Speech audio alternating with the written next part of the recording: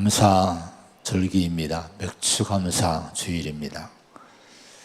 우리 성경은 우리 인간에 대해서 일찍이 진단을 내리기를 로마서 1장 21절에 보면은 하나님을 알되 하나님을 영화롭게도 아니하며 감사하지도 아니한다.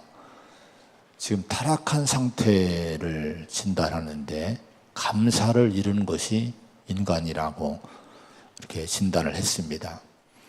디모데후서 3장 1절 2절에 보면은 말세에 고통하는 때가 이르러 사람들이 자기를 사랑하고 돈을 사랑하고 교만하고 비방하며 부모를 거역하며 감사하지 아니하며 거룩하지 아니한다.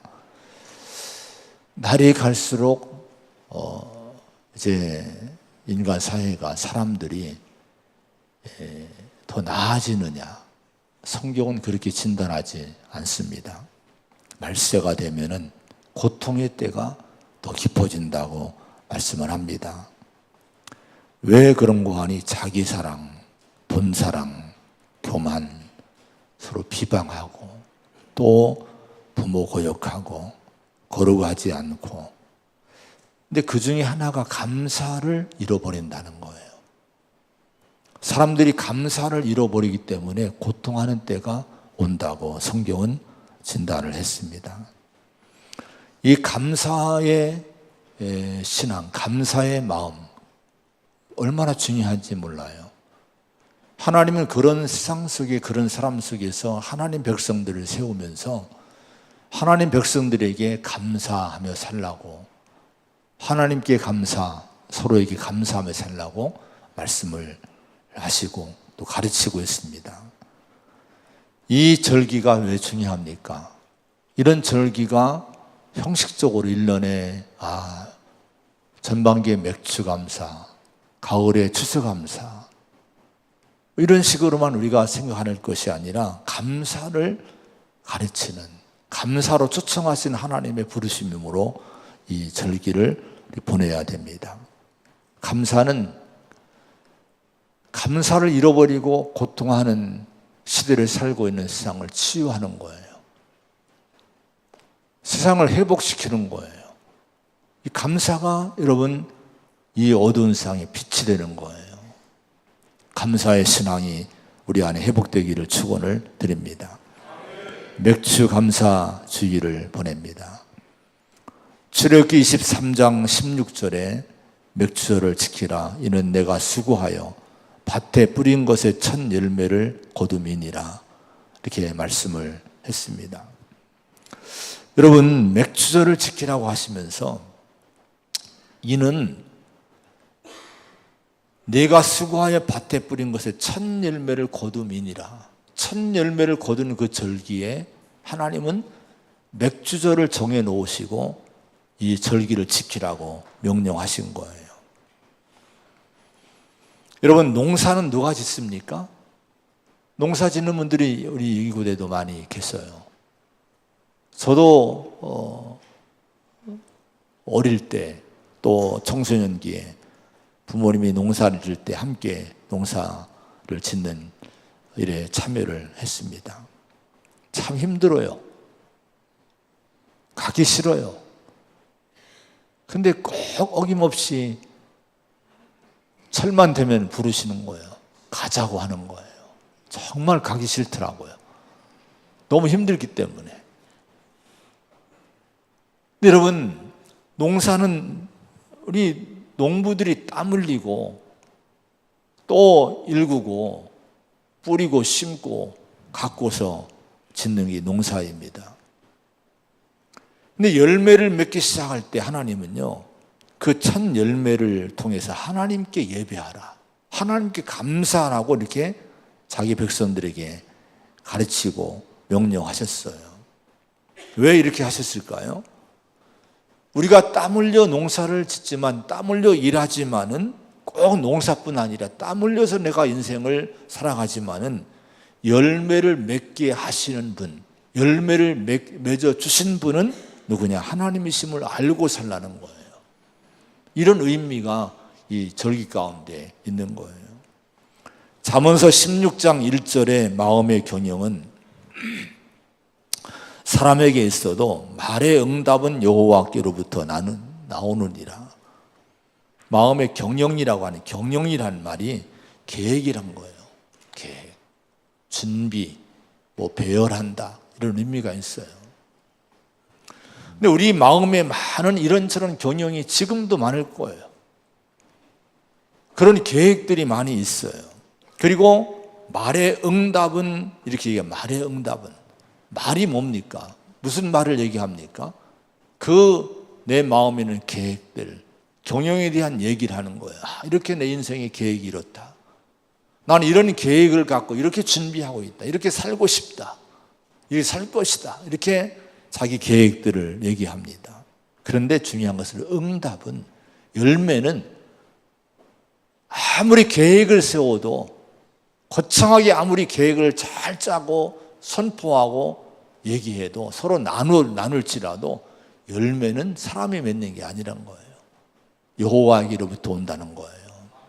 이게 성도의 신앙이 돼야 될 줄로 믿습니다.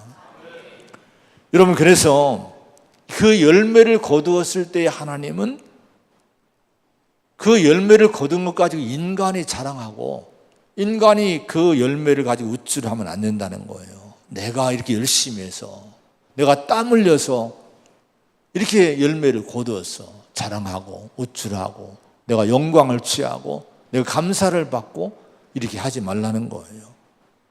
이 절기의 첫 열매가 나올 때 빨리 하나님 앞에 나와서 하나님께 예배하고 하나님께 감사하라는 거예요. 열매를 주신 분이 하나님이시다고, 열매를 맺게 하신 분이 하나님이시라고 신앙 고백하라는 거예요. 우리의 삶의 모든 영역에서 이런 신앙이 우리 가운데 있어야 된다고 하는 거예요. 이게 맥주 감사 절기의 의미입니다. 첫 열매를 거둠이니라.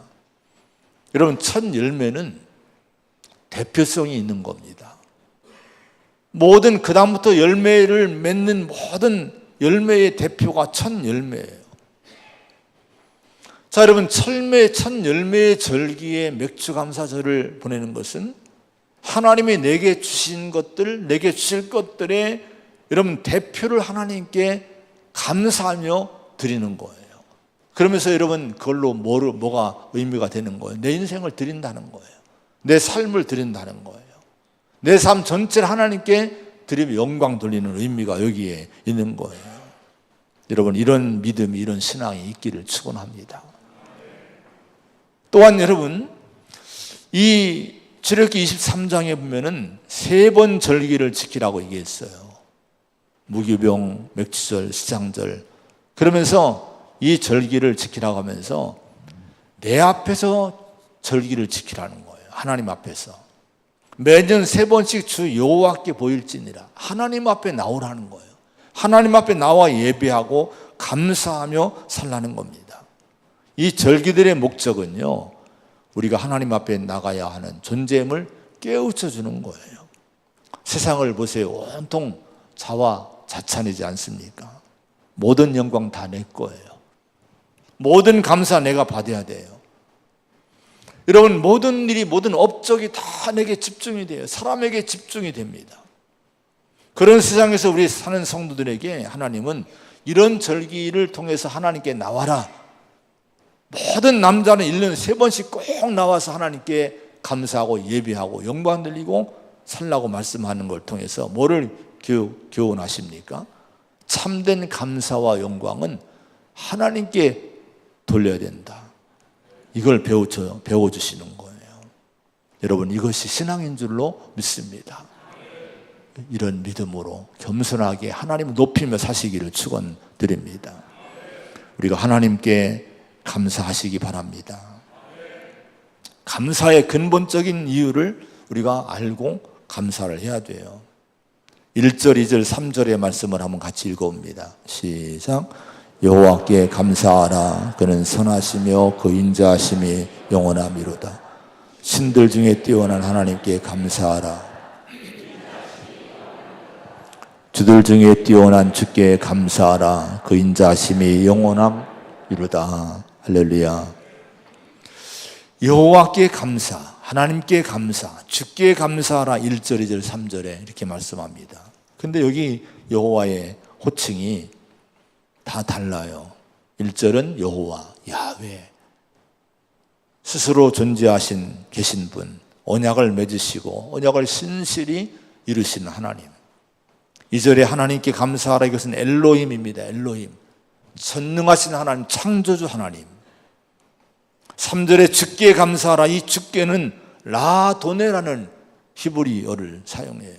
소유주, 주관자 의미가 있습니다.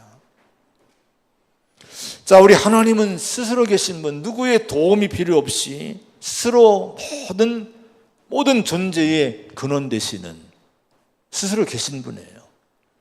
이분이 하나님 백성을 선택하시고 언약을 맺으셨어요. 그분이 전능하신 창조주 하나님이십니다. 만물이 모든 것이 하나님이 만드신 거예요. 그래서 이분이 소유주인 거예요. 이분이 주님이신 거예요. 이분이 주관자가 되시는 분인 거예요. 그런데 이분의 성품이 어떤 분이십니까? 그는 선하시고 인자하심이 영원함이로다. 이렇게 오늘 이 시인이 고백을 합니다. 선하신 하나님, 사랑이 영원하신 하나님. 자, 여러분, 이 하나님을 알게 되니까, 하나님 이런 분임을 깨닫게 되니까 시인이 하나님께 감사 고백을 할 수 있었던 거예요. 우리가 하나님을 알지 못하면요, 감사가 안 나와요. 내 하나님이, 내가 믿는 하나님, 나를 부르신 하나님, 나를 구원하신 하나님이 어떤 분이신가? 스스로 계신 하나님, 전능하신 창조주 하나님, 우리의 주인 되신 하나님, 그분이 선하시고 그분의 사랑은 영원하시고 변치 않는 하나님, 이 사실을 알게 될 때 우리는 마음의 진심으로 하나님께 감사, 영광을 돌리게 됩니다. 오늘 본문 시편 136편은 26절로 되어 있어요. 근데 한 절 한 절 모든 절마다 뭐가 나옵니까? 감사하라, 그 인자하심 영원함이로다. 감사하라, 그 인자하심 영원함이로다. 이런 신앙을 빠짐없이 고백을 해요. 자, 이 감사의 고백은 시인 자신의 신앙 고백이면서 동시에 이 시인을 통해 우리에게 내리시는 하나님의 감사의 명령이기도 합니다. 오늘 이 고백과 이 명령 앞에 다시 한번 우리가 우리 자신을 한번 세워보시기 바랍니다. 오늘 나의 고백은 감사가 있습니까? 내 입술에서 어떤 말이 많이 나옵니까? 평소의 일상의 삶에서 여러분, 내 입에서 어떤 고백이 많이 나옵니까? 감사가 많이 나옵니까? 하나님을 향한 감사, 이웃을 향한 감사가 고백됩니까? 여러분, 겸손하게 이 명령 앞에 우리가 굴복하고 내 자신을 순복하는 성도가 되어야 돼요. 감사라고 말씀합니다. 감사의 고백이 많이 나오시기를 축원합니다. 아까 말씀했지만 이 26절 모든 말씀 속에 여러분이 감사의 고백이 나오죠. 이건 뭡니까? 우리가 어떤 때 감사하라는 거예요? 모든 일에 감사하라는 거예요. 모든 사건, 모든 문제, 모든 환경, 무슨 일을 만나도 그 모든 일 속에서, 모든 역사 속에서, 모든 사건 속에서 우리는 하나님께 감사하라는 거예요. 이것이 오늘 본문의 말씀 속에 주시는 교훈입니다. 데살로니가전서 5장 18절에 범사에 감사하라. 이것이 그리스도 예수 안에서 너희를 향하신 하나님의 뜻이니라. 범사에 감사하라. 다른 성경들 보니까 모든 일에 감사하십시오. 어떠한 처지에서든지 감사하십시오. 이렇게 번역을 했습니다. 자, 그런데 어떻게 모든 일에 감사할 수 있을까요? 어떤 처지에서든지 어떤 환경에서든지 우리가 하나님께 어떻게 감사할 수 있을까요? 이 감사는요, 믿음으로 하는 거예요. 믿음이 아니면 절대로 이 감사는, 범사의 감사는 나오지 않습니다. 어떤 믿음입니까? 영원히 선하신 하나님, 영원히 우리를 사랑하시는 인자하심 영원하신 하나님, 이 하나님을 신뢰하는 사람이, 신뢰한 믿음이 있는 성도가 감사할 수 있어요. 지금 환경은, 지금 내 형편은 아무리 봐도 어려워요. 힘들어요. 세상 볼 때는 참 악해요. 어려워요. 그런데 여러분, 믿음의 성도는 어떤 믿음 같습니까? 하나님은 내 인생을 향한 하나님은 선하시다는 거예요. 하나님의 사랑은 변치 않는다는 거예요. 로마서 8장 28절에 우리가 알거니와 하나님을 사랑하는 자고 그의 뜻대로 부르심을 입은 자들에게는 모든 것이 합력하여 선을 이루느니라, 이렇게 말씀했습니다. 모든 것이 합력하여 선을 이룬다는 것은 모든 일이 서로 작용해서 좋은 결과를 이룬다는 거예요. 누가 그렇게 해주신다는 거예요? 하나님이 그렇게 해주신다는 거예요. 우리가 하나님을 사랑하고 하나님 뜻대로 부르심을 받은 자로서 살아갈 때 하나님은 지금 내가 어떤 일을 만났어도 이걸 다, 우리 하나님은 전능하신 하나님, 창조주 하나님, 언약에 신실하신 그 하나님이 이걸 다 여러분 작용해서 이걸 선하게 결과를 만들어 주신다는 거예요. 이걸 믿으라는 거예요. 이 믿음이 있으면 감사가 되는 거예요. 이런 믿음이 있는 성도는 여러분 찬양이 나오게 되는 거예요. 여러분의 인생을 쉽게 결론 내리지 마시기 바랍니다. 내가 판단해서, 내가 생각해서 내 인생은 이럴 거야, 내 인생은 이럴 거야, 내 인생 끝났어, 이제는 뭐 막 내린 것 같아, 기회가 없을 것 같아, 이런 식으로 결론 내리지 말아야 돼요. 하나님은 전능하신 분입니다. 창조주 하나님이십니다. 우리를 주관하신 주인 되시는 분인 거예요. 언약에 영원히 신실하신 분인 거예요. 그러면 여러분 그 언약과 사랑을 이루실 줄로 믿습니다. 하나님을 기대하시기 바랍니다. 어떻게 내 인생을 만들어 가실지. 지금 사람들이 볼 때는 참 형편이 어려운 것 같지만은 내 인생의 마지막 결론을 주님이 어떻게 만들어 주실지 이걸 기대하세요. 이것이 믿음인 거예요. 이런 믿음 가지고 감사할 때 하나님은 감사를 받으시고 하나님이 그 감사하는 성도에게 놀랍게 인생의 결론을 맺어주는 축복을 주실 줄로 믿습니다.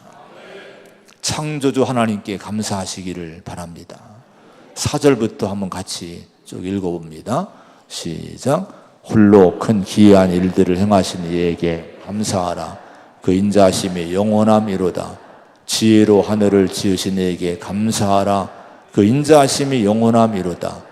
땅을 물 위에 펴신 이에게 감사하라. 그 인자하심이 영원함이로다. 큰 빛들을 지으신 이에게 감사하라. 그 인자하심이 영원함이로다. 해로 낮을 주관하게 하신 이에게 감사하라. 영원함이로다. 달과 별들로 밤을 주관하게 하신 이에게, 지혜로 하나님이 우주 만물을 창조하셨다는 거예요. 창조주 하나님을 지금 감사하고 찬양하고 있습니다. 창세기 1장 1절 성경을 펼치면 맨 먼저 우리에게 주신 말씀이 뭐예요? 태초에 하나님의 천지를 창조하시니라. 이것이 신앙의 시작입니다. 믿음의 시작이에요. 내가 믿음을 갖고자 성경을 펼치면 첫 말씀이 태초에 하나님의 천지를 창조했다는 창조의 말씀입니다. 여러분 창조주 하나님을 믿으시기 바랍니다. 우주 만물을 다 하나님이 만드신 분인 거예요. 그럼 왜 하나님이 우주 만물을 창조했을까요? 창세기 1장에 보면은 모든 걸 다 만드신 다음에 거기에 마지막으로 인간을, 하나님 형상을 닮은 인간을 창조했어요. 그리고 그들에게 다 맡기십니다. 다 모든 걸 다스리게 하십니다. 그리고 너희들 나무나 이런 열매 다 너희들 먹을 거리로 준다, 다 너희에게 준다, 이렇게 다 주시는 거예요. 자, 여러분 이걸 보면은 창조하신 후에, 모든 걸 다 창조하신 후에 맨 마지막에 인간을 만드셔서 창조된 세상 가운데 살게 하심으로 그 창조된 세상을 다스리게 하고 그 창조된 세상 속에서 나오는 모든 복을 누리며 살게 하신 거예요. 이게 뭡니까? 만물을 왜 창조했을까? 인간을 위해 창조하신 거예요. 우리 사람을 위해 창조하신 거예요. 창세기 2장 8절에 보면 에덴을, 2장에 보면 에덴 동산을 창설하시고 사람을 거기에 두셨다고 말씀했어요. 그리고 임의로 마음대로 자유롭게 다 먹고 누리라고 말씀했어요. 선악과 하나만은 남겨놓고 그렇게 하라고 하셨습니다. 여러분, 우주 만물을 만드시고 또 에덴 동산을 창설하시고 그걸 아담과 하와에게 주시면서 하나님이 얼마 받으셨어요? 하나님이 얼마 달라고 하셨어요? 야, 얼마 좀 내놔 이렇게 하신 게 적이 있습니까? 그런 적이 없어요. 세상은, 에덴 동산은 아담과 하와가 죽도록 땀 흘리면서 여러분 대가를 치르면서 이걸 얻은 것이 아닙니다. 여러분, 이 우주 만물에는 인간의 노력이나 능력이 전혀 여기에 가미가 되지 않았어요. 인간의 대가가 지불되지 않은 것입니다. 하나님이 거저 우리에게 주신 거예요. 하나님이 주신 선물이 우주 만물임을 믿으시기 바랍니다. 그러면 여러분, 아담과 하와는 어떤 마음으로 살았어야 될까요? 감사하는 마음으로 감격스럽게 살았을 거예요. 왜? 자기들이 한 것이 아무것도 없는 거예요. 근데 하나님이 다 마련해 놓으시고 거기에 들어가 살아라 이렇게 말씀하셨을 때 얼마나 놀랍습니까? 누군가 나에게 여러분 큰 집 다 장만해 놓고 거기에 모든 집기 다 해놓고 자, 아버지 가서 살아, 열쇠 주고 가서 살아 이러면 어떻게 했어요? 감격이 겨워서 여러분 살지 않겠습니까? 내 노력이 1도 안 들어간 걸 은혜로 받았어요. 얼마나 감격스럽겠습니까? 아담과 하와가 그런 삶을 살았을 거예요. 그런데 여러분, 창세기 2장에 보면은 이 6째 날까지 인간까지 창조하시고 난 다음에 7째 날을 맞이합니다. 그 다음날 7째 날을 맞이했는데 이 7째 날에 안식을 하셨다고 말씀하시고 있고, 창세기 2장 3절에 보면 그 7째 날을 하나님이 복되게 하사 거룩하게 하셨다, 이렇게 이런 말씀이 나와요. 여러분, 7째 날은 인간에게 어떤 날입니까? 7째 날은 인간에겐 첫날인 거예요. 인간을 창조하신 창세기의 순서를 보면요, 제일 먼저 창조한 것이 아니라 다 만들어 놓으시고 맨 나중에 인간을 만드셨어요. 그런 다음에 하루를 마감하시고 그 다음에 날이 밝아왔는데 그것이 7째 날인 거예요. 근데 7째 날에 너 인간에게 내보내면서 너 일 좀 해, 너 좀 땀 흘리면 일해, 이런 것이 아니에요. 안식하시고 거룩한 날 삼으시고 복되게 하셨다고 말씀을 합니다. 그러니까 인간이 처음 맞이하는 날은 안식일이었던 거예요. 이 안식일은요, 쉼의 의미도 있지만 거룩한 날이라고 성경은 얘기합니다. 거룩하게 하셨으니 라고 창세기 2장 3절에 말씀합니다. 이게 뭐예요?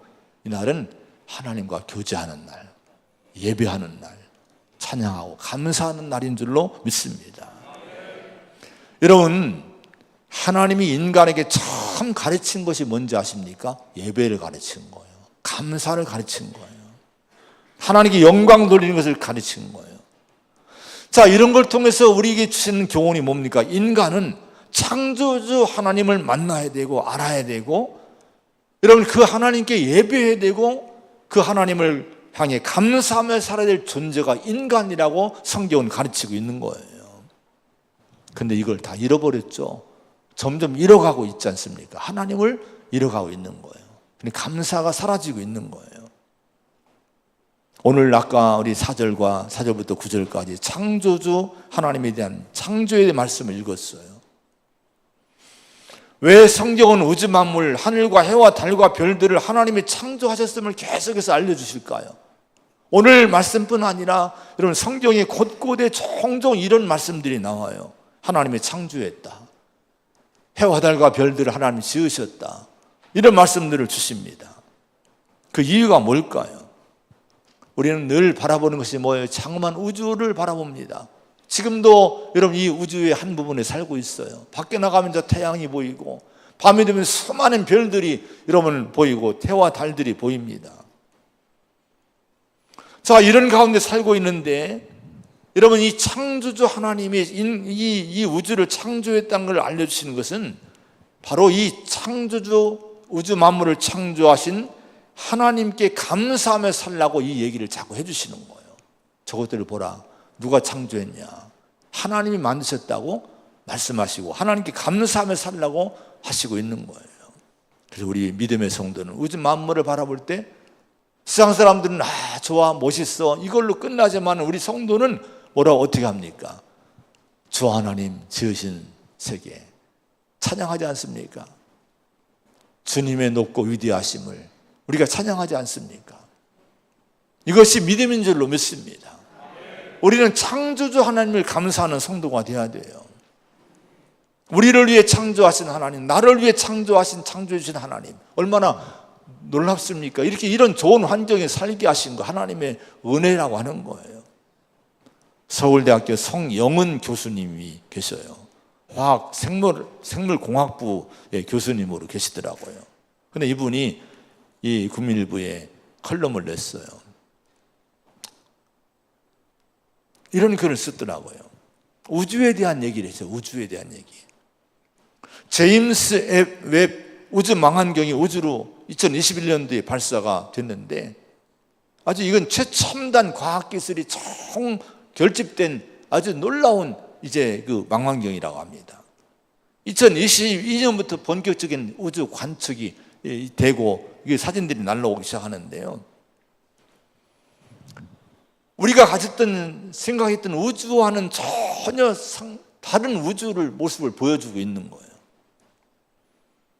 이 망원경으로부터 여러분 얻은 정보가 뭔고 하니 지구로부터 우리 이 땅으로부터 가장 먼 134억 년 억 광년 거리의 은하를 발견했다는 거예요. 여러분 이게 아마 지금 셈이 안 돼요. 빛의 속도로 135억 년을 가야 도달할 수 있는 이 은하를 이 망원경이 촬영을 했다는 거예요. 여러분 현대 과학은 이 우주가 빛이 10년이 아니라 100년이 아니라 1000년도 아니라 100억 년 이상을 달려갈 수 있는 엄청난 크기라고 현대 과학은 밝혀내고 있어요. 이건 상상할 수 없는 우주입니다.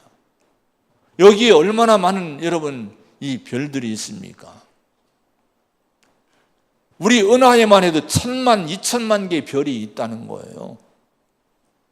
최소한 여러분 이 우주에는요, 우리 1000만, 2000만 개 별이 있는 이 은하와 같은 별들이 가득 들어있는 은하가 또 1000억 개 정도 이상이 있다고 과학자들이 얘기를 합니다. 이건 이 경이는, 이 장엄함은 우리 표현할 수 없는 거예요. 그런데 무신론 과학자들이 이 큰 우주를 이유로 기독교를 조롱하고 있다는 거죠. 하나님이 창조했다면, 정말 창조주 하나님이라면 이렇게 쓸모없는 큰 우주를 만들었을 리가 없다는 거예요. 그 엄청난 큰 광대한 우주 뭐가 쓸모있냐 이거예요. 하나님 없다는 거예요. 지구라는 우주의 한 귀퉁이에 그것도 작고 작은 행성 하나에만 생명이 살 수 있는 환경을 만들고 나머지 온 우주는 쓸모없게 만든 하나님이 어떻게 정상적인 신이냐. 정상적인 신이라면 이 지구 같은 걸 수없이 만들어 놓지 않았겠느냐. 이 비효율적인 쓸모없는 우주를 만들 리가 없다. 이거 하나님은 안 계시다. 이렇게 무신론적인 이 과학자들은 이렇게 얘기를 한다는 거예요. 그러면서 이분이 질문합니다. 정말 이 우주가 쓸모없고 비효율적으로 만들어졌을까? 이런 질문으로 이제 신앙을 고백하는 거예요. 쓸모없어 보이는 인간의 눈으로 볼 때는, 과학자들의 눈에 볼 때도 별 쓸모없어 보이는 이렇게 큰 우주를 만드신 하나님의 뜻이 무엇이냐 이거예요. 단순히 그냥 전시품일까? 장식품일까? 하나님을 찬양하기 위해서 능력 많다는 걸 그냥 자랑하기 위한 장식품일까? 현실적이고 실용적인 이유는 없을까? 이런 질문을 이분이 계속 하십니다. 그 칼럼에서 이렇게 신앙 고백했어요. 그러나 완성된 하나님의 나라에서는 어떨까를 생각해 보자고 얘기를 했습니다. 물론 상상이라고 하지만은 부활하신 예수님과 같은 몸을 입은 그날부터 이 우주는 우리에게 전혀 다른 존재가 될 거라고 하는 거예요. 이 우주는 더 이상 쓸모없는 황무지가 아닐 거라고 하는 거예요. 우주의 환경이 우리의 부활의 몸을 해칠 수 없다는 거예요. 영혼을 살아갈 우리에게 시간과 공간은 더 우리를 제약할 수 없다는 거예요. 아무리 134억 년 광년이 떨어졌다 할지라도 이런 천체도 우리가 갈 수 없는 곳은 하나님 나라가 이루어지면, 우리가 부활의 몸을 입으면 그런 것은 갈 수 없는 것이 더 이상 아닐 거라고 하는 거예요. 저는 이렇게 해석하는 이분의 해석을 보면서 제 마음이 너무 시원함을 얻었어요. 이렇게 우리가 생각해야 되겠구나. 너무 마음이 기뻤어요. 그러면서 이분이 얘기합니다. 그 나라가 궁금하지 않나요? 이 크고 큰 우주는 영원한 하나님의 나라에 대한 기대로 우리를 설레게 합니다. 이분은 지금 설렌다는 거예요. 이 우주가 나중에 하나님 나라가 이루어졌을 때 너무 설렌다는 거예요. 여러분, 이렇게 생각하면 이 창조물을 우주 만물을 보면은 감사가 되는 거예요. 오늘 밤에 여러분 별들을 보시며 다시 한번 진짜 감사하시 바랍니다. 우리의 저 우주는 놀이터가 될 거예요. 무슨 말인지 모르시는 것 같아요. 지금 저 양반이 무슨 얘기를 하고 있는 거야. 그때 가면 알겠죠. 여러분, 그 다음에 구원의 하나님께 감사하시기를 바랍니다. 10절부터 한번 같이 읽어보면 10절부터 시작. 애굽의 장자를 친 이에게 감사하라. 그 인자하심이 영원하미로다. 이스라엘을 그들 중에서 인도하여 내신 이에게 감사하라. 그 인자하심이 영원하미로다. 강한 손과 펴신 팔로 인도하여 내신 이에게 감사하라. 그 인자하심이 영원함이로다. 계속 이 말씀 하셔요. 창조주 하나님을 감사하라고 명령하신 후에 애굽에서의 구원으로부터 가나안 정착의 전 과정에 하나님이 어떻게 인도했고 승리케 하셨고 이끌어 구원하셨는지를 이제 말씀하시면서 요약하면서 감사하라고 하신 거예요. 왜 이런 얘기를 했을까요? 이스라엘 백성들에게 이 얘기하신 것은 이스라엘 백성들은 하나님의 구원으로 은혜로 이루어진 공동체라는 거예요. 하나님의 구원으로 인해서 여러분 이루어진 공동체라는 거예요. 이 얘기는 왜 하십니까? 그러니 감사해야 된다는 거예요. 감사로 세워져야만 이 나라가 복되다는 거예요. 오늘 우리를 보시기 바랍니다. 우리 교회 공동체, 우리 교회만 해도 교회 공동체가 있어요. 여러분, 우리는 누굽니까? 구원받은 공동체인 줄로 믿습니다. 내가 구원받기 위해서 나를 구원하시기, 우리를 구원하시기 하나님이 얼마나 놀라운 은혜를 베푸셨습니까? 십자가를 바라보시기 바랍니다. 이 십자가의 모든 거 하나님이 사랑이 다 담겨 있는 거예요. 독생자를 주시고 아낌없이 주시고 예수님은 자신을 희생하시고 왜 그랬으면 우리를 구원하신 거예요. 우리는 그 은혜에 입고 하나님의 자녀가 되고 이런 공동체를 이루고 있는 거예요. 우리가 되새겨 본다면 우리가 감사하지 않을 수 없는 거예요. 교회에서 가장 많이 해야 될 일이 뭡니까? 십자가 바라보면서 감사해야 될 줄로 믿습니다. 감사가 있는 교회가 될 때 진정으로 이 교회는 교회다운 교회. 이 감사가 왜 중요한지 아십니까? 십자가의 은혜 감사를 하잖아요. 그러면 내가 받은 은혜를 헤아리는 성도이기 때문에 성도와의 관계도요, 하나님의 내게 베푸신 그 은혜와 용서와 사랑과 긍휼과 자비의 삶이 행해지게 되는 거예요. 그래서 이 감사신앙이 공동체에 중요한 거예요. 가정에서 감사가 하나님께 나오고 교회에서 성도 간의 감사가 나온다면 이 교회는 은혜로운 교회가 될 줄로 믿습니다. 그 다음에 기업을 주신 하나님께 감사를 해야 됩니다. 21절, 22절의 말씀 같이 봉독합니다. 21, 22 시작. 그 인자하심이 영원하미로다. 곧 그 종 이스라엘에게 기업으로 주신 이에게 감사하라. 그 인자하심이 영원함이로다. 할렐루야. 이스라엘 민족에게 가나안 땅을 기업으로 주셨어요. 오늘 여러분에게 주신 기업이 뭡니까? 한번 헤아려 보세요. 이 나라가 기업이요. 가정이 기업이요, 교회도 기업이고 내게 주신 영역이란 거예요. 여러분, 직장도 있죠. 또 사업장도 있죠. 우리 모든 살아가는 모든 영역들이 하나님의 기업인 거예요. 내 인생의 기업인 거예요. 자, 오늘 내게 주어진 그 기업들, 하나님이 오늘 말씀 뭐라고 얘기합니까? 21절, 그들의 땅을 기업으로 주신 이에게, 그 종 이스라엘에게 기업으로 주신 이에게, 모든 내게 속한 모든 것들 하나님이 내게 주신 것이라고 하는 거예요. 이 믿음을 갖고 이 신앙을 고백할 때 감사가 나올 줄로 믿습니다. 또 이 믿음으로 감사해야 될 줄로 믿습니다. 왜 이것이 중요합니까? 이런 성도가 인생을 긍정적으로 살아요. 하나님이 내게 준 기업이구나. 선하시고 영원하신 사랑이 하나님이 내게 준 기업이구나. 이 믿음이 있는 성도는 나라도 귀하게 생각하고 내 인생도 귀하게 생각하고 도전하고 적극적으로 이 내게 준 기업을 잘 가꾸며 나가는 그런 삶이 될 수가 있게 되는 거예요. 민수기 13장 14장에 보면요, 12명의 정탐꾼들을 가나안 땅에 모세가 보내고 그들이 돌아와요. 근데 그들이 보고를 하는데 12명 중에 10명의 정탐꾼들이 있어요. 이 사람들이 하나가 돼서 부정적인 보고를 하는 거예요. 이렇게 얘기합니다. 이스라엘 자손 앞에서 그 정탐한 땅을 악평하여 이르되 우리가 두루 다니며 정탐한 땅은 그 거주민을 삼키는 땅이요, 거기서 본 모든 백성은 신장이 장대한 자들이며, 여러분, 악평을 하는 거예요. 가나안 땅을 보고 와서 그 땅은 나쁜 땅이란 거예요. 거주민을 삼키는 땅, 우리가 들어갈 수 없는 땅이라고 하는 거예요. 자, 그런데 여러분, 여호수아와 갈렙 두 사람은요 다르게 보고를 합니다. 민수기 14장에 보면 이렇게 얘기를 해요. 이스라엘 온 회중에게 이르되 우리가 두루 다니며 정탐한 땅은 심히 아름다운 땅이라. 여호와께서 우리를 기뻐하시면 우리를 그 땅으로 인도하여 들이시고 그 땅을 우리에게 주시리라. 이는 과연 젖과 꿀이 흐르는 땅이니라.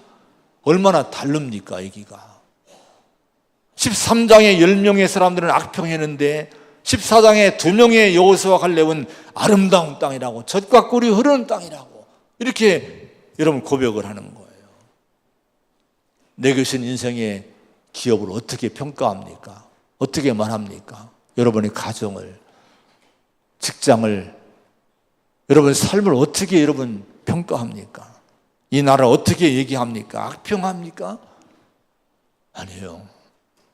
여호수아와 갈렙처럼 말해야 될 줄로 믿습니다. 감사하며 말해야 될 줄로 믿습니다. 심히 아름다운 땅이라고, 젖과 꿀이 흐르는 하나님 주신 기업이라고 우리 고백해야 될 줄로 믿습니다. 어떻게 하면 우리가 여러분 원망 불평하지 않고 감사하며 우리의 기업을 누리며 주의 은혜를 누리며 살 수 있을까요?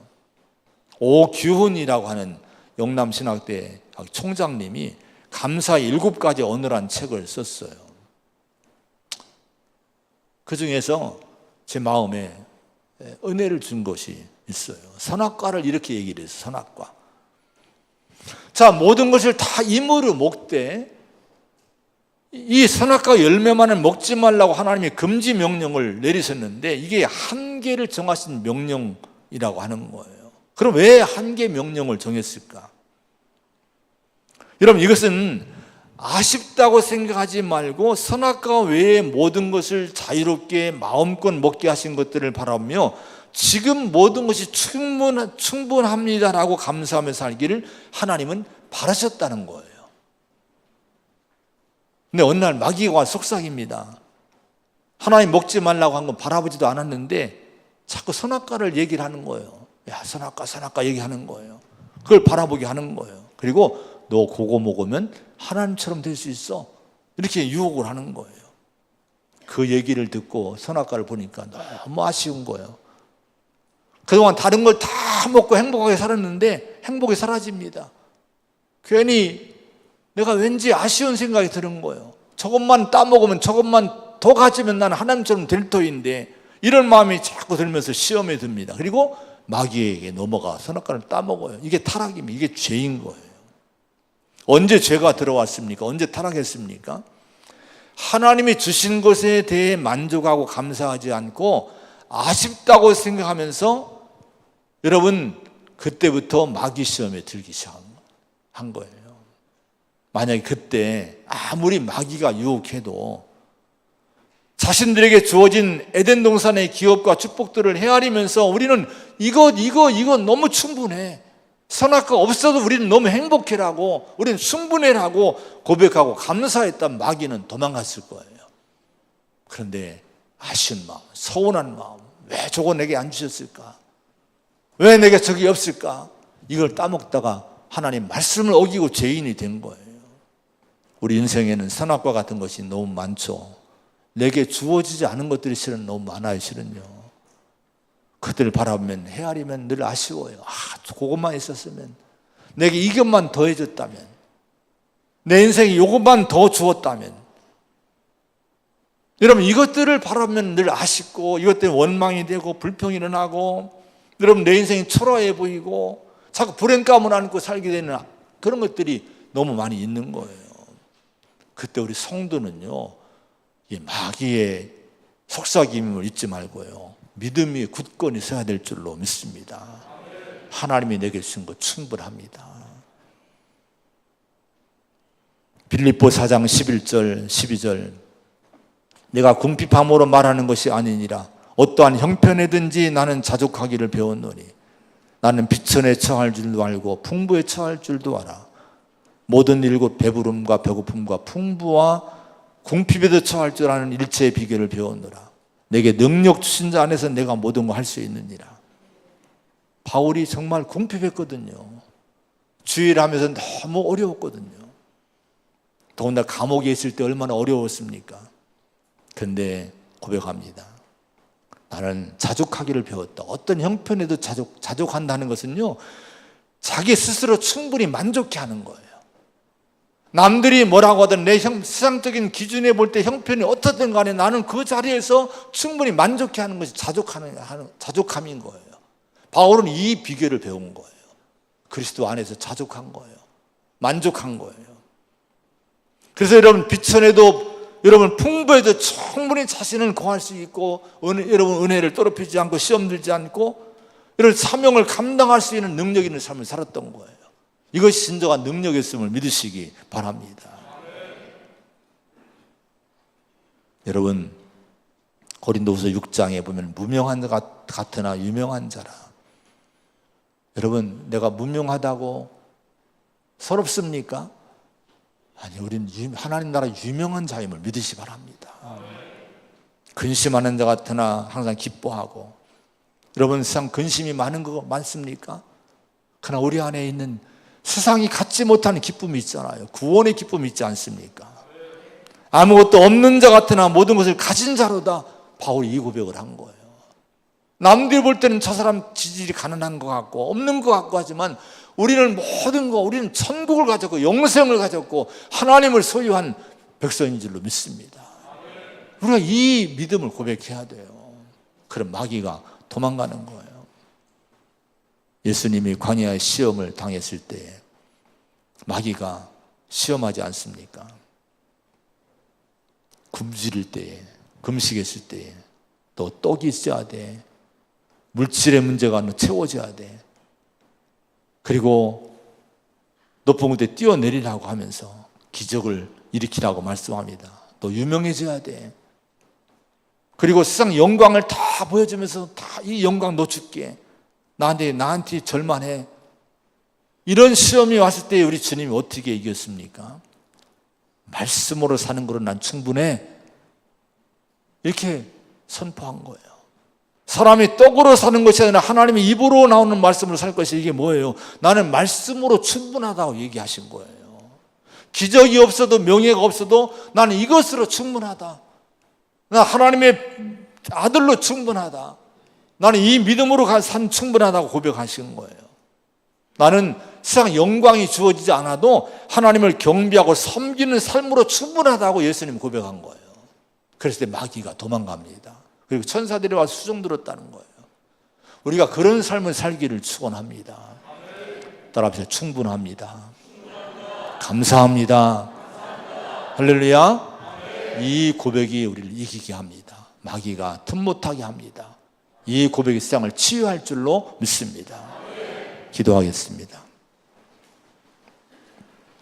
하나님 아버지, 감사합니다. 맥주 감사 주의를 통해서 우리에게 다시 한번 감사의 소중함을 깨우쳐 주셨습니다. 세상은 감사를 날이 갈수록 잊어가고 있지만은 우리는 더욱더 감사가 뜨거워지고 깊어져야 될 줄로 믿습니다. 이 감사로 세상을 이기게 하시고 감사로 세상을 치유하게 하여 주시옵소서.